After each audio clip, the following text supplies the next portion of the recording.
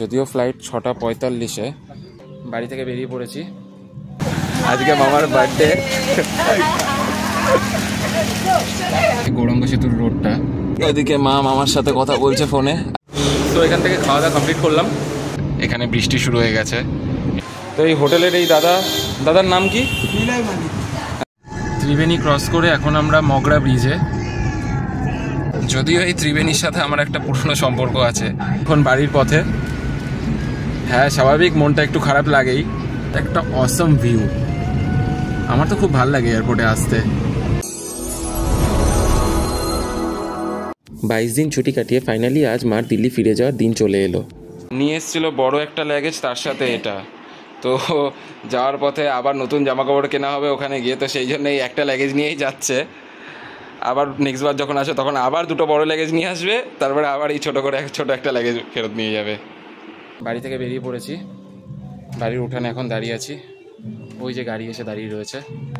মা এখনও আসেনি, মার এখনও 1000টা কাজ বাকি, কমপ্লিট করে তারপরে আসছে।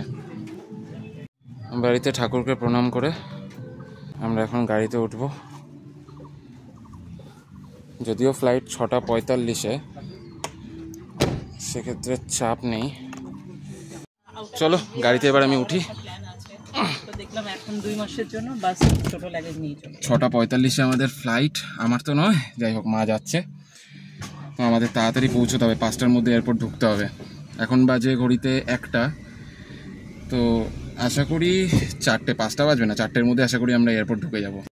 গাড়ি বাড়ি থেকে বেরিয়ে গেছে। সো আমরা চলে এসেছি আমাদের ব্রিজের রাস্তায়, গৌরাঙ্গ সেতুর রোডটা তোমাদের দেখাচ্ছি।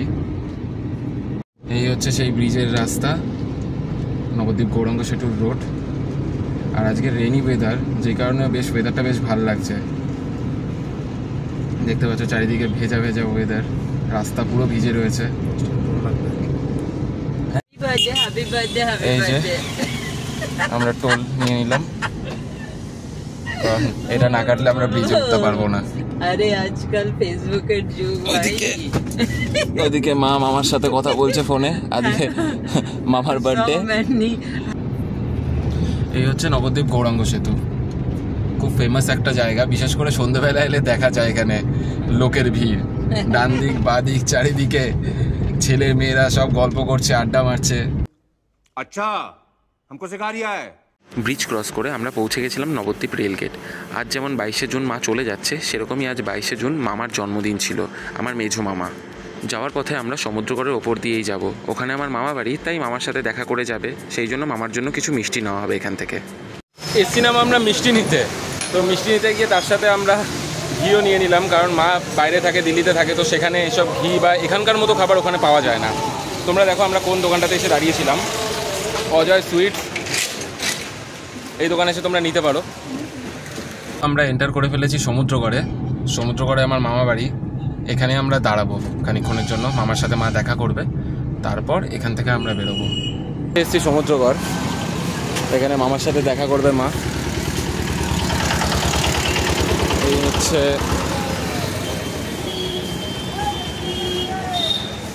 ওই যে মামা দোকানে বসে আছে, আজকে মামার বার্থডে।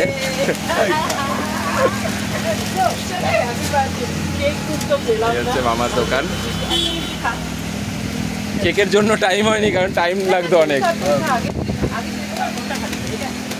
ছোট্ট করে বার্থডে সেলিব্রেশন, হ্যাপি বার্থডে। এই হচ্ছে এই যে গাড়ি ওদিকে দাঁড়িয়ে রয়েছে আমাদের। এখান থেকে আমরা কোথাও দাঁড়াবো না, এখান থেকে আমরা ডিরেক্ট যাব, গিয়ে কোথাও একটা লাঞ্চ করব। লাঞ্চ করে তারপরে আমরা ডিরেক্ট এয়ারপোর্ট চলে যাবো। এবার কোথাও দাঁড়াবো না, এবার ডিরেক্ট কলকাতা ঢুকে কোথাও একটা লাঞ্চের জন্য দাঁড়াবো। এখান থেকে তেলটা ভরে নিচ্ছি।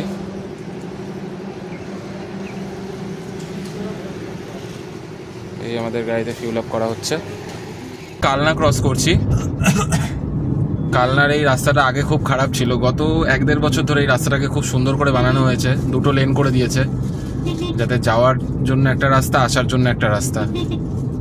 রাস্তা বেশ ভালো ছিল, কোনো বৃষ্টি ছিল না, তো সেই কিছুটা রাস্তা ক্রস করার পর আবার এখানে বৃষ্টি শুরু হয়ে গেছে। এটা কালনা ক্রস করে গুপ্তিপাড়ার সাইডটা। তো বর্ষা তো ঢুকেই গেছে, এটা দেখেই আমরা বুঝতে পারছি।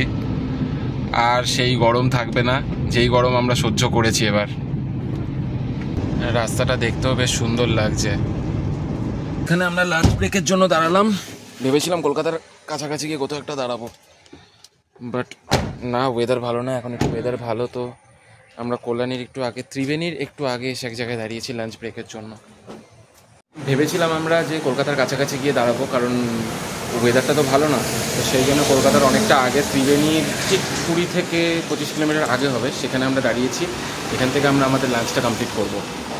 তো আমরা যেই হোটেলটাতে খাচ্ছিলাম সেই হোটেলটার নাম হচ্ছে AM to PM, তোমরা দেখতে পাচ্ছ। এটার অ্যাড্রেসটা রয়েছে বলাগড় বাস স্ট্যান্ড, হুগলি। তো এই হোটেলটা, আমরা এখানে খাবার দাবার খেলাম, তো খাবার দাবারের কোয়ালিটি যথেষ্ট ভালো ছিল। আমরা প্রথমে একটা সবজি ভাত নিয়েছিলাম, তোমাদের দেখিয়েছি। সবজি ভাতের পর নিলাম মাছ, দেন খাবারগুলো বেশ ভালোই ছিল। তো এই হোটেলের এই দাদার নাম কি? নিলয় মালিক। হ্যাঁ, দাদার নাম হচ্ছে নিলয় মালিক। তোমরা এই হোটেলে আসতে পারো। এই হোটেলে খাবার দাবারের কোয়ালিটি যথেষ্ট ভালো। এই দেখে নাও তোমরা দাদাকে। খাওয়া দাওয়া কমপ্লিট করলাম। খাওয়া দাওয়া কমপ্লিট করে এবার আমরা এখান থেকে বেরিয়ে যাচ্ছি। আর লেট করবো না, গাড়িতে উঠে যাই। সত্যি আজকে ওয়েদারটা এত ভালো ছিল যে এসিও চালাতে হয়নি। যতই যাই বলো, প্রাকৃতিক ওয়েদার যে একটা আলাদা ব্যাপার, সেটা এতেই বোঝা যায়। যতই আমরা এসিতে থাকি, যতই যাই করি, রিয়েল ওয়েদারের একটা আলাদাই ভাইব পাওয়া যায়। ওয়েদারটা এত ভালো ছিল, তাই আমি একটু ক্যামেরা বন্দি করলাম এই ওয়েদারটা। আমরা হাফ রাস্তা ক্রস করে এখন ত্রিবেণী রোডে রয়েছি। এখন আমরা ত্রিবেণী ক্রস করছি। যদিও এই ত্রিবেণীর সাথে আমার একটা পুরনো সম্পর্ক আছে। कंट्रोल। আমার বাড়ি থেকে ত্রিবেণীর ডিস্টেন্স এই 50-60 কিলোমিটার মতো হবে। আরও 50-60 কিলোমিটার মতো আমাদের যেতে হবে। এয়ারপোর্ট এখান থেকে 50 কিলোমিটার তো হবে অবভিয়াসলি। আমরা ভেবেছিলাম যে কল্যাণী যে ব্রিজটা রয়েছে সেটা হয়ে যাব, তারপরে না, কল্যাণী দিয়ে যাব না, আমরা দিল্লি রোড ধরে ওদিক দিয়ে বেরোবো। ত্রিবেণী ক্রস করে এখন আমরা মগরা ব্রিজের ওপরে রয়েছি আমরা এখন। খুব সুন্দর ব্রিজটা, দেখে তো বেশ দারুণ লাগছে।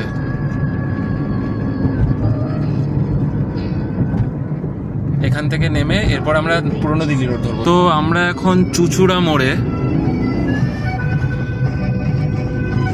মোড় ক্রস করলাম। এই হচ্ছে সেই শেওড়াফুলির মোড়, যেখান দিয়ে সবাই তারকেশ্বর যায়। এই বাঁদিকে এদিক দিয়ে গেলে শেওড়াফুলি স্টেশন, আর ডান দিকে এদিকটাই তো যাওয়ার তারকেশ্বরের রাস্তাটা হচ্ছে এই দিকটাতে। এখানে ওই যখন শ্রাবণ মাস হয় বা শিব ঠাকুরের যে মাসগুলো রয়েছে, তখন এখানে দেখা যায় লোকের ভিড়। প্রচুর লোক এখান দিয়ে হেঁটে হেঁটে তারকেশ্বর যায়। আমরা কলকাতাতে অলমোস্ট ঢুকেই গেলাম। এই হচ্ছে বালি ব্রিজ। ডান দিকে তোমরা দেখতে পাচ্ছ ওইদিকে দক্ষিণেশ্বরের মন্দির, আর এই হচ্ছে আমাদের গঙ্গা। এখান থেকে এয়ারপোর্টের ডিস্টেন্স আর খুব একটা বেশি নয়। কতক্ষণ লাগবে মামা এখান থেকে? এখান থেকে মিনিট 20-র মধ্যে আমরা এয়ারপোর্ট পৌঁছে যাব। আমরা ঠিকঠাক টাইম মতোই এসছি। 4:19 বাজে এখন। ওই আর 20 মিনিট লাগলে 4:40, ফ্লাইট রয়েছে 6:45-এ। ঠিকঠাক টাইমের মধ্যে আমরা এয়ারপোর্টে পৌঁছবো, দেন ওখান থেকে ব্যাকও করে যাব। আমরা এখন রয়েছি বরানগর সাইডটায়। এটা দেখলেই বোঝা যায় যে আমরা বরানগরের কাছাকাছি রয়েছে। এই যত কলকাতার যত গার্বেজ রয়েছে, যত নোংরা রয়েছে, সব এখানে। আমরা অলমোস্ট চলে এসেছি এয়ারপোর্টের কাছে। এখান থেকে দেখা যাচ্ছে এই হচ্ছে কলকাতা এয়ারপোর্ট। আর যাই হোক না কেন, কলকাতার রাস্তায় সিট বেল্টটা আগে পড়তেই হবে, না হলে যখন তখন ফাইন করে দিতে পারে। নাও এয়ারপোর্ট ঢুকে গেছি। কলকাতা এয়ারপোর্টটা এখন এত সুন্দর করেছে, দেখতেই পাচ্ছ চারিদিকে এত সুন্দর গ্রাফিক্স করে সাজিয়েছে। এই যে নেতাজি সুভাষচন্দ্র ইন্টারন্যাশনাল এয়ারপোর্ট। ডান দিকে চলে গেল পার্কিংয়ের জায়গা, আর সোজা ডিপার্চার। আমরা ডিপার্চারেই যাব। কি সুন্দর লাগে তোমরা দেখতে পাবে। দেখো কিভাবে এয়ারপোর্টের সামনে ঢুকতে জাস্ট একটা অসম ভিউ। আমার তো খুব ভালো লাগে এয়ারপোর্টে আসতে। যতটা না আমি এক্সাইটেড ওই হাওড়া শিয়ালদার প্রতি, ততটা আমি এক্সাইটেড এয়ারপোর্ট আসার প্রতি। চলে এসেছি অলমোস্ট। আচ্ছা, বিতে যাবে, A1 নয়, মানে 1A নয়, বিতে এন্টারিং এর ইয়ে। বাপ রে বাপ, এত জ্যাম! এই ফার্স্ট মনে আমি এত জ্যাম দেখছি কলকাতা এয়ারপোর্টে। এটা টু। হ্যাঁ হ্যাঁ হ্যাঁ, এটাতেই বাদিক করে দাঁড়িয়ে পড়ো। চলে এসছি আমরা ডিপার্চারে। এখানে বেশিক্ষণ দাঁড়াতে পারবো না, যত তাড়াতাড়ি সম্ভব মাকে নামিয়ে দিয়ে বেরিয়ে যেতে হবে। তো আমরা এয়ারপোর্ট চলে এসেছি।